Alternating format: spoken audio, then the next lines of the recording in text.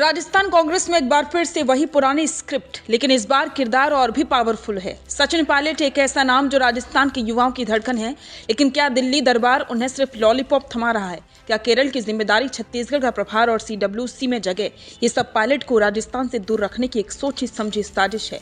और सबसे बड़ा सवाल, क्या 2028 में पायलट के लिए मुख्यमंत्री की कुर्सी तक पहुंचना पहले से भी ज्यादा मुश्किल हो गया है? क्योंकि अब सामने सिर्फ अशोक गहलोत की जादूगरी नहीं, बल्कि गोविंद सिंह डोटासरा की आक्रामकता भी एक नई दीवार बनकर खड़ी है।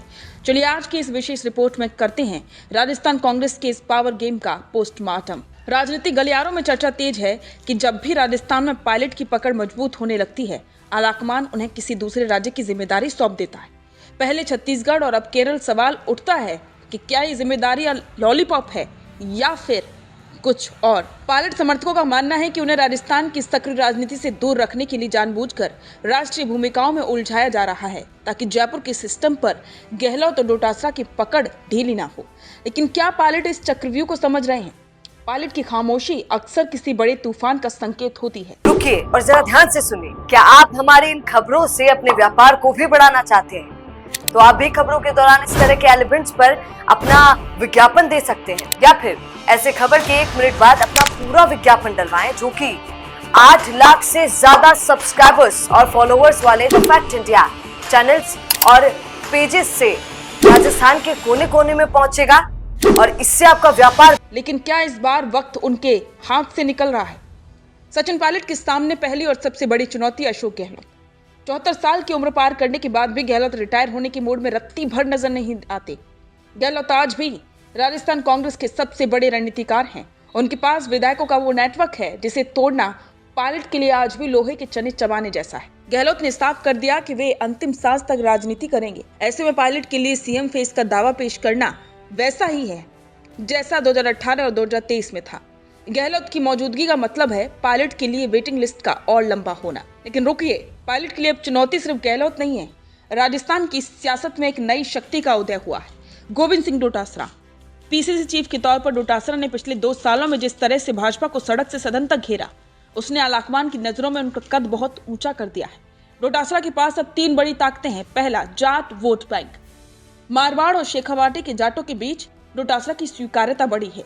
संगठनात्मक पकड़, डोटासरा के पास पूरी पार्टी की मशीनरी का कंट्रोल है। और तीसरा, गहलोत का मौन समर्थन। पायलट को रोकने के लिए गहलोत अब डोटासरा को आगे बढ़ा रहे हैं। आज की तारीख में डोटासरा किंग मेकर से किंग बनने की राह पर हैं। अगर 2028 में कांग्रेस जीतती है तो डोटासरा का दावा पायलट से कमजोर नहीं होगा। गांधी परिवार के लिए पायलट आज भी सबसे भरोसेमंद ट्रबल शूटर हैं। लेकिन सवाल यह है कि क्या पायलट सिर्फ दूसरों की आग बुझाने के काम आएंगे या खुद कभी मशाल थामेंगे?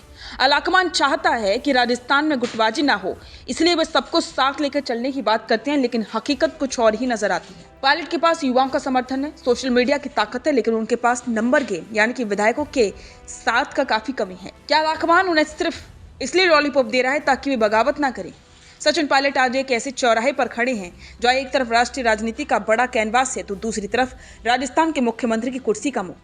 अगर वे राजस्थान छोड़ते हैं तो डोटासरा और गहलोत उनकी जमीन पूरी तरह से साफ कर देंगे।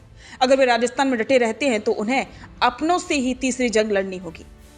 2028 का चुनाव पायलट के करियर का सबसे निर्णायक मोड़ होगा। क्या वे लॉलीपॉप को ठुकराकर अपनी जमीन वापस हासिल करेंगे या फिर राजस्थान कांग्रेस में एक नया पावर सेंटर यानी कि डोटासरा उन्हें पीछे छोड़ देंगे? आपको क्या लगता है, क्या पायलट के साथ कांग्रेस आलाकमान नाइंसाफी कर रहा है? क्या गहलोत और डोटासरा की जोड़ी पायलट का रास्ता रोक लेगी? अपनी राय कमेंट में जरूर दें। और राजस्थान की राजनीति के बड़े सस्पेंस और खबरों के लिए द फैक्ट इंडिया को सब्सक्राइब। बिजनेस अच्छा हो सकता है, लेकिन अगर नाम नहीं दिखा तो पहचान कैसे बनेगी? अब टेंशन छोड़िए, द फैक्ट इंडिया आपके बिजनेस को देगा वो पहचान जो पूरे राजस्थान में हर किसी तक पहुंचे। न्यूज चैनल पर विज्ञापन, पॉडकास्ट और प्रमोशन के जरिए आप सीधे 5 लाख सब्सक्राइबर और 10 करोड़ से ज्यादा व्यूज तक अपनी पहुंच बना सकते हैं। तो देर किस बात की, आज ही द फैक्ट इंडिया से जुड़िए और अपने बिजनेस को बनाइए हर घर का नाम।